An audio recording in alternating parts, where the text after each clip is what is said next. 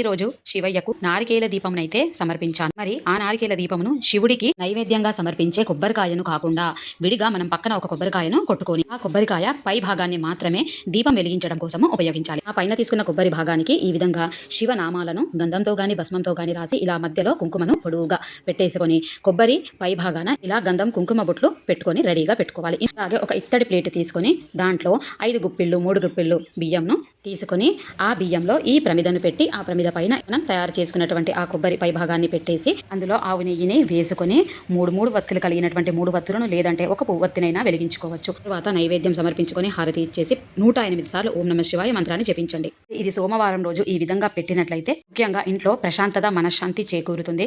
ఆర్థిక సమస్యల నుంచి విముక్తి కలుగుతుంది. కొబ్బరి అంటేనే తెలుపుదనము చలువ చేసే గుణం ఉండేటువంటిది కాబట్టి మన ఇంట్లో కూడా చల్లని ప్రశాంతతను కూర్చగలుగుతుంది. కాబట్టి ప్రతి ఒక్కరూ ఈ విధంగా కార్తీక మాసంలో ఒక్కసారైనా నారికేల దీపంను పెట్టండి.